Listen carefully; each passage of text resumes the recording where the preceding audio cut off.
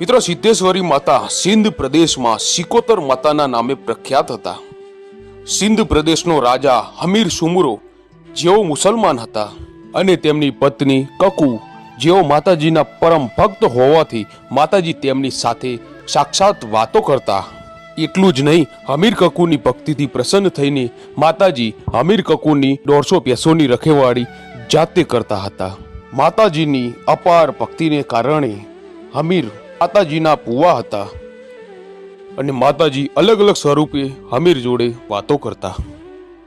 આ બાજુ પાટણના રાજા સિદ્ધરાજે હમીર કકુની 150 ભેંસો ચોરવાનો નિર્ણય કર્યો. હમીર કકુની 150 ભેંસો ચોરી પાટણ લાવ્યા.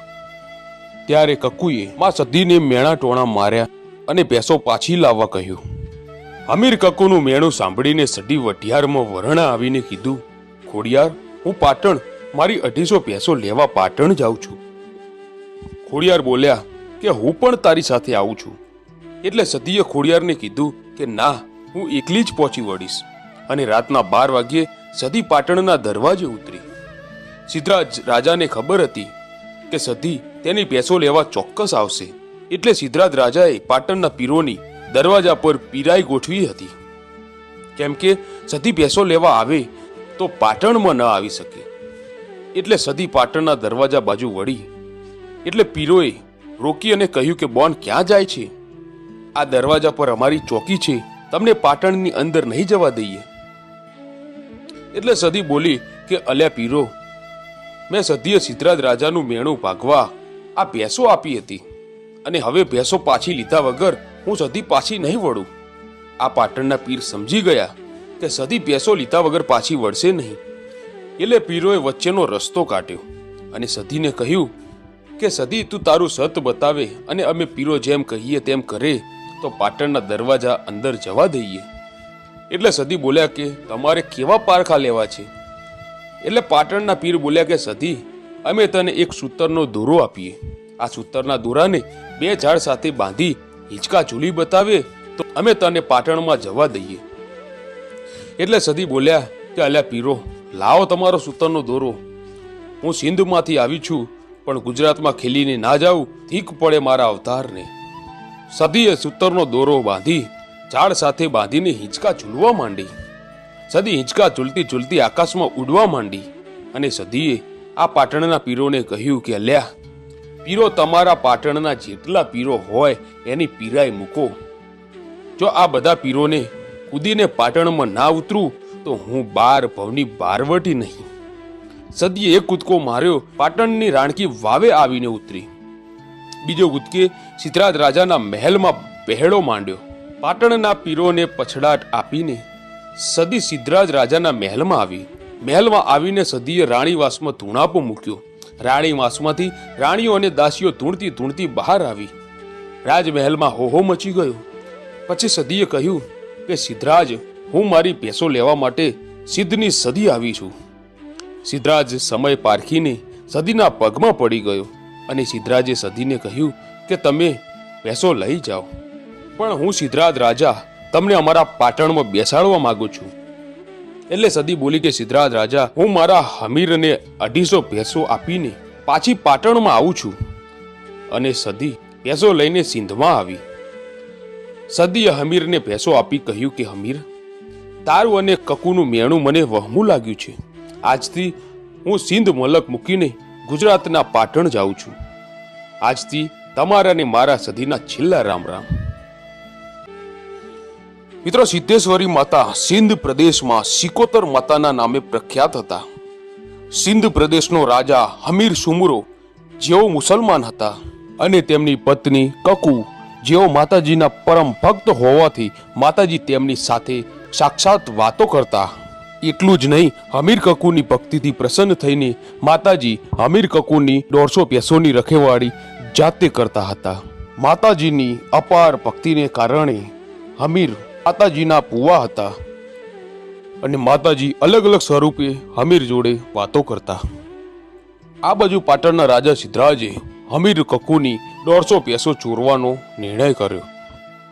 હમીર કકુની 150 ભેંસો ચોરી પાટણ લાવ્યા. ત્યારે કકુએ માં સધીને મેણા ટોણા માર્યા અને ભેંસો પાછી લાવવા કહ્યું. હમીર કકુનું મેણું સાંભળીને સદી વઢિયારમાં વરણા આવીને કીધું, ખોડિયાર, હું પાટણ મારી 250 ભેંસો લેવા પાટણ જાઉં છું. ખોડિયાર બોલ્યા કે હું પણ તારી સાથે આવું છું. એટલે સદીએ ખોડિયારને કીધું કે ના, હું એકલી જ પહોંચી વળીશ. અને રાતના 12 વાગ્યે સદી પાટણના દરવાજે ઉતરી. સિદ્ધરાજ રાજાને ખબર હતી કે સદી તેની ભેંસો લેવા ચોક્કસ આવશે. એટલે સિદ્ધરાજ રાજાએ પાટણના પીરોની દરવાજા પર પીરાઈ ગોઠવી હતી.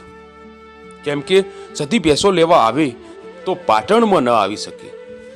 એટલે સદી પાટણના દરવાજા બાજુ વળી. એટલે પીરોએ રોકી અને કહ્યું કે બોન ક્યાં જાય છે? આ દરવાજા પર અમારી ચોકી છે, તમને પાટણની અંદર નહીં જવા દઈએ.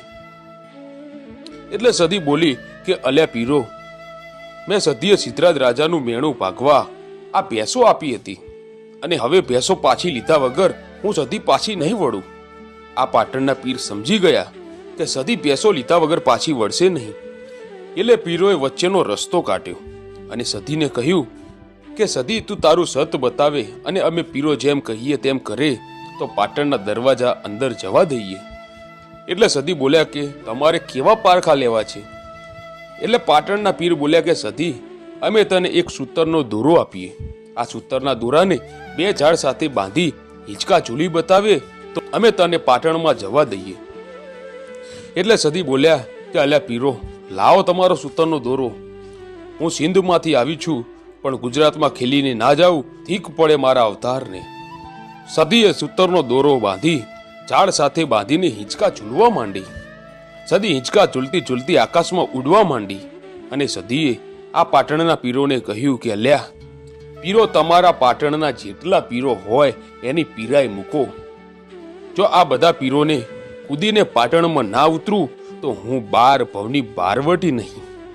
સદીએ એક કૂદકો માર્યો, પાટણની રાણકી વાવે આવીને ઉતરી. બીજો કૂદકે સિદ્ધરાજ રાજાના મહેલમાં પહેળો માંડ્યો. પાટણના પીરોને પછડાટ આપીને સદી સિદ્ધરાજ રાજાના મહેલમાં આવી. મહેલમાં આવીને સદીએ રાણીવાસમાં ધૂણાપો મૂક્યો. રાણીવાસમાંથી રાણીઓ અને દાસીઓ ધૂણતી ધૂણતી બહાર આવી. રાજમહેલમાં હોહો મચી ગયો. પછી સદીએ કહ્યું કે સિદ્ધરાજ, હું મારી ભેંસો લેવા માટે સિદ્ધની સદી આવી છું. સિદ્ધરાજ સમય પારખીને સદીના પગમાં પડી ગયો અને સિદ્ધરાજે સદીને કહ્યું કે તમે ભેંસો લઈ જાઓ, પણ હું સિદ્ધરાજ રાજા તમને અમારા પાટણમાં બેસાડવા માંગુ છું. એટલે સદી બોલી કે સિદ્ધરાજ રાજા, હું મારા હમીરને 250 ભેંસો આપીને પાછી પાટણમાં આવું છું. અને સદી ભેંસો લઈને સિંધમાં આવી. સદીએ હમીરને ભેંસો આપી કહ્યું કે હમીર, તારું અને કકુનું મેણું મને વહમું લાગ્યું છે. આજથી હું સિંધ મલક મૂકીને ગુજરાતના પાટણ જાઉં છું. આજથી તમારા ને મારા સદીના છેલ્લા રામ રામ.